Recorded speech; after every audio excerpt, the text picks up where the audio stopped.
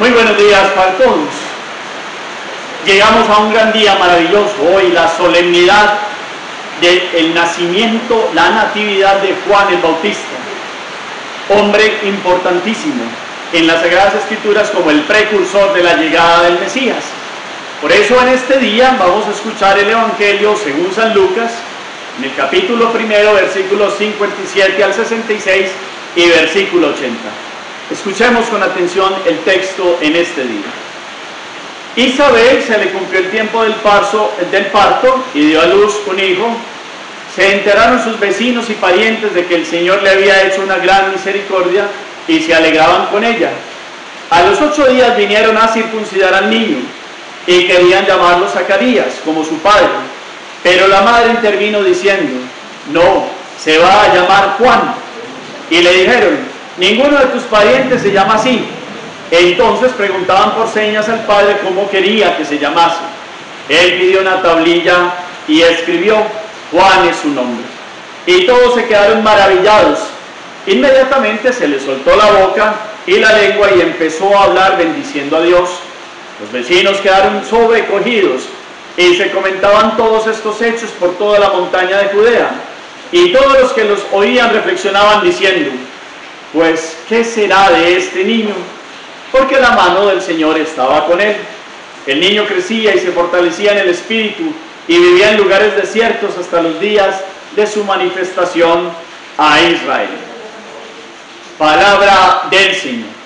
Gloria a ti, Señor Jesús. Ustedes ahí en sus casas los invito para que tomen el texto de nuevo. Escúchenlo bien, léanlo en voz alta. Se lo recuerdo, Lucas capítulo 1, versículos 57 al 66 y el versículo 80. Y vemos y escuchemos toda la narración, cómo se va dando, todo el movimiento de esta palabra, para que entremos al segundo momento. ¿Qué nos dice la palabra?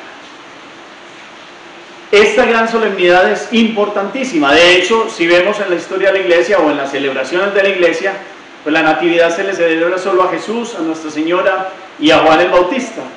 24 de junio son 6 meses antes del nacimiento de Jesús, 24-25 de diciembre, y ubicamos a aquel que será el precursor del Mesías, aquel que preparará el camino, aquel de la voz que clamará en el desierto, preparando los corazones para que se dispongan a la llegada del Cordero de Dios, del Hijo de Dios. Hoy el texto nos muestra cómo Isabel, que es un milagro su parto, si vemos todo el contexto grande y maravilloso de primero Zacarías, que lo muestra en el templo, Lucas recibiendo el mensaje del ángel Gabriel, contándole cómo va a ser aquello que ellos, entrados en años, vayan a tener un hijo, y Zacarías en aquel momento no cree, por eso queda sin poder hablar. Después viene la maravilla de Isabel de enterarse de que va a ser madre. Y por otro lado, Gabriel también le había contado a Nuestra Señora cómo su parienta, entrada en años, va a poder tener un hijo, y eso va a ser un gran milagro de Dios.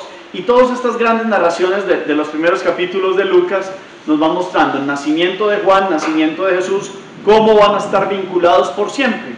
Y hoy, el escuchar cómo viene después del nacimiento de Juan, a los 8 días en la circuncisión, pues Isabel dice que se va a llamar Juan, y las demás personas: ¿cómo se va a llamar Juan si no hay ninguno que se llame Juan en tu familia?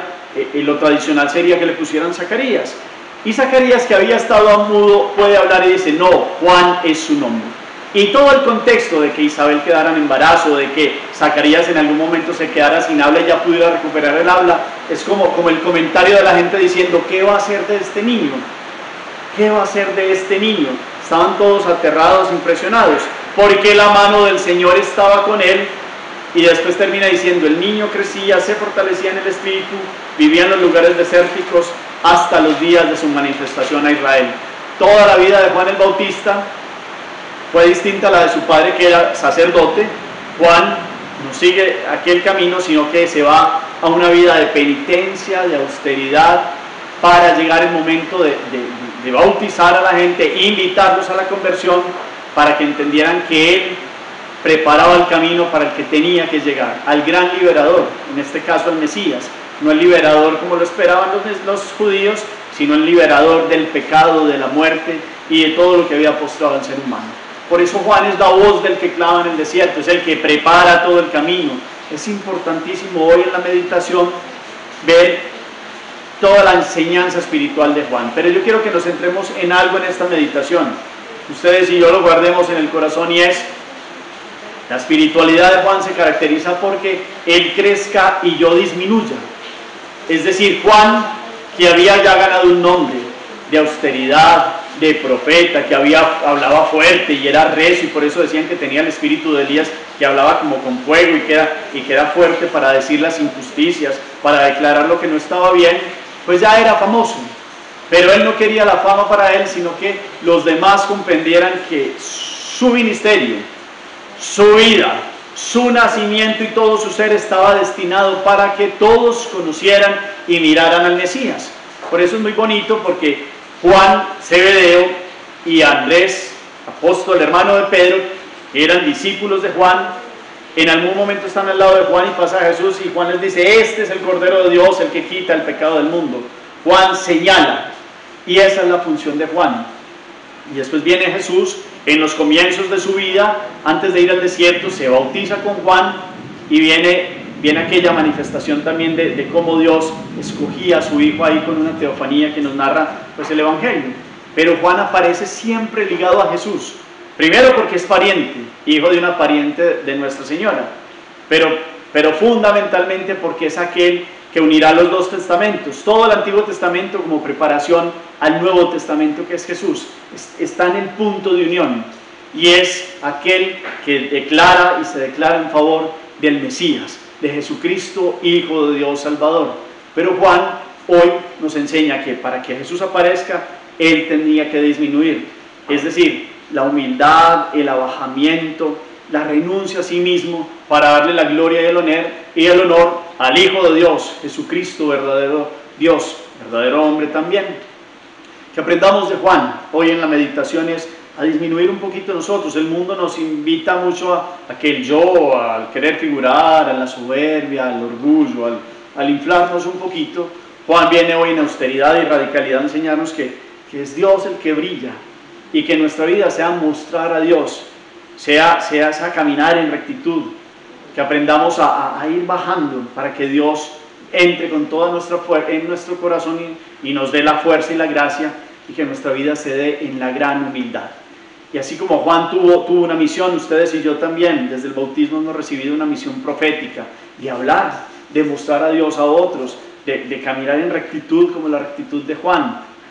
Que hoy la vida de este gran santo, porque después de Jesús y María, Juan el Bautista es el grande entre los nacidos de mujer, es el santo de austeridad, de radicalidad, de mostrar con su voz y con su enseñanza la preparación del corazón, la disposición del corazón para el seguimiento de Jesús. Juan está unido totalmente a Jesús. Que hoy, por intercesión de él, pues podamos caminar en presencia de Dios. Entonces la meditación que les queda ahí en el corazón es que él crezca, Jesús, Dios, y yo disminuya. Que la presencia de Dios crezca fundamentalmente y con fuerza en nuestra vida, y que nuestros afanes del yo y del querer sobresalir se vayan colocando en el lugar adecuado, y que Dios brille y que toda la gloria de Dios se manifieste en nuestra vida. Hagamos oración. Yo los invito para que esta oración meditemos hoy el cántico de Zacarías. Después de que Zacarías recupera el habla, empieza a decir: bendito sea el Señor Dios de Israel, porque ha visitado y redimido a su pueblo, y nos ha suscitado unas fuerzas de salvación en la casa de David su siervo, como lo había prometido desde lo antiguo por boca de sus santos profetas. Él es la salvación de nuestros enemigos y de la mano de todos los que nos odian, teniendo misericordia con nuestros padres y recordando su santa alianza y el juramento que juró a Abraham nuestro padre, para concedernos que, libres de temor y arrancados de la mano de los poderosos, podamos servirle sin temor y en santidad y justicia en su presencia todos nuestros días. Y a ti, niño, serás llamado profeta del Altísimo, porque irás delante del Señor para preparar sus caminos y dar a su pueblo el conocimiento de la salvación mediante el perdón de sus pecados, por las entrañas de misericordia de nuestro Dios, que harán que nos visite una luz que nace de lo alto, a fin de iluminar a los que habitan en tinieblas y en sombra de muerte, y guiar nuestros pasos por el camino de la paz. Meditemos también en este día esta bella oración que hacemos, cántico de Zacarías, fundamental en la Sagrada Escritura, el canto del gozo de un padre que recupera el habla porque cree ya la grandeza de su Hijo como precursor del Mesías. Cuarto momento de este día, la acción. Es revisar, los invito a que revisemos la vida en este que Dios crezca y que yo disminuya, que es la enseñanza fundamental de Juan, cómo nosotros vamos creciendo en humildad y que nuestra vida muestre a Dios y que los demás puedan ver la presencia de Dios en nuestra vida. Y también, Juan siempre será un instrumento para enseñarnos y para que analicemos